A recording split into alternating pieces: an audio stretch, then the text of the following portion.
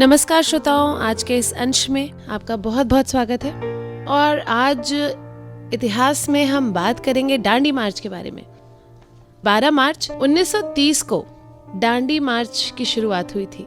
दांडी मार्च का मतलब उस पैदल यात्रा से है जो महात्मा गांधी और उनके स्वयं सेवकों द्वारा प्रारंभ की गई थी।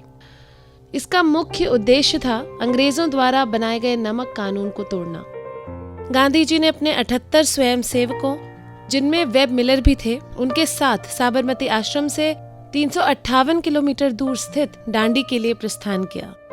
लगभग 24 दिन बाद 6 अप्रैल 1930 को दांडी पहुंचकर उन्होंने समुद्र तट पर नमक को अपने हाथों में उठाकर नमक कानून तोड़ा। महात्मा गांधी ने दांडी यात्रा के दौरान सूरत, डिंडौरी, वांझ, धमन के बाद नवसारी को यात्रा के आखिरी दिनों में अपना पड़ाव बनाया। नवसारी से दांडी का फासला लगभग 30 मील का था। दांडी मार्च में वल्लभ भाई पटेल जी की भी भूमिका थी। वल्लभ भाई पटेल की इच्छा थी कि 1930 में हुई गांधी जी की गिरफ्तारी के विरोध में जनता उसका मुंह तोड़ जवाब दे, सत्याग्रहियों से जेल भर जाए, टैक्स के भुगतान के बिना शासन की कार्य प्रणाली ठप हो जाए। इस संबंध में जब उन्होंने खेड़ा जिले के रास ग्राम में लोगों के आग्रह पर भाषण देना शुरू किया तो पुलिस ने उन्हें गिरफ्तार कर लिया। 9 मार्च 1930 को अवकाश होने के बाद भी मजिस्ट्रेट ने अदालत खुली रखकर सरदार पटेल को 3 माह की सजा सुनाई। साबरमती जेल जाते समय वल्लभ भाई पटेल ने गांधी जी का दर्शन करके उनसे आशीर्वाद लिया। 9 मार्च 1930 को ही गांधी जी ने लिखा कि इसमें संदेह नहीं है कि यदि गुजरात पहल करता है तो पूरा भारत जाग उठेगा।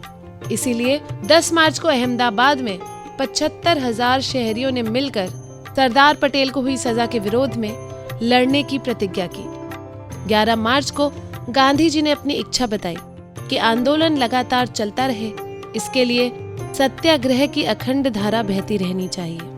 कानून भले ही भंग हो पर शांति रहे, लोग स्वयं ही नेता की जवाबदारी निभाएं। 11 मार्च की शाम की प्रार्थना नदी किनारे रेत पर हुई।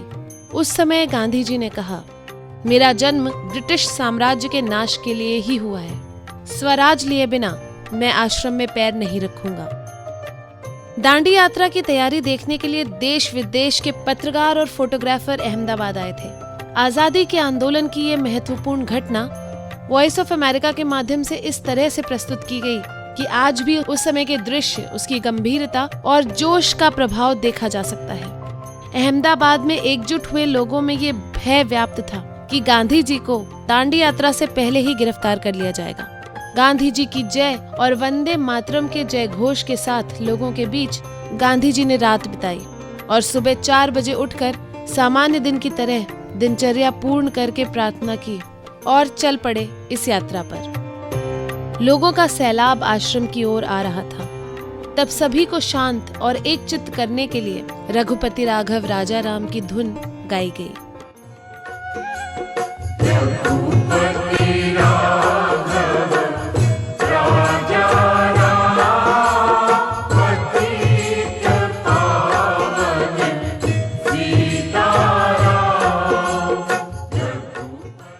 साथ ही गीत बुलंद आवाज में गाया गया। ईश्वर का मार्ग है वीरों का, नहीं कायर का कोई काम, पहले पहल मस्तक देकर लेना उनका नाम। किनारे खड़े होकर तमाशा देखे, उसके हाथ कुछ न आए, महापद पाया वो जाबाज, छोड़ा जिसने मन का मैल। अहमदाबाद के क्षितिज में मंगल प्रभात हुआ। भारत की गुलामी की जंजीरें तोड़ने के लिए प्रयत्न शुरू हुआ।